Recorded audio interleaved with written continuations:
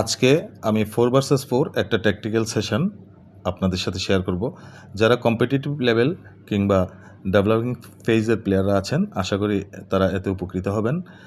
Continuous pressing কিংবা continuous চ্যালেঞ্জিংয়ের মধ্যে passing, receiving, turning এবং চেঞ্জ অফ পেস, যেটাকে আমরা বলি অ্যাজিলিটি এবং অ্যাক্সেলারেশন, প্রতিটা জিনিস একসাথে আমাদের ডেভেলপমেন্টের জন্য এই প্র্যাকটিসটা আমি মনে করি অনেক গুরুত্বপূর্ণ। কারণ এখন কন্টিনিউয়াস প্রেসিংয়ের এগেনিস্টে আমাদের খেলাটা আমাদের রপ্ত করা জরুরি। কারণ ফুটবল এখন অনেক পেস নির্ভর হয়ে গেছে, যার কারণে এই প্র্যাকটিসটাতে আমি একটু রিয়েলিস্টিক করার জন্য 1-2-1 অর্থাৎ একজন ডিফেন্ডার, দুইটা মিডফিল্ডার, একজন স্ট্রাইকার, এভাবে যদি আমরা প্র্যাকটিস সেশনটা সাজাই তাহলে আমরা এটা আমাদের ম্যাচের সাথে মোর রিয়েলিস্টিক মনে হবে। এই জন্যই আমি 4 ভার্সেস 4 সেশন সাজিয়েছি। এটা 5 ভার্সেস 5ও করা যেতে পারে, কোনো সমস্যা নাই।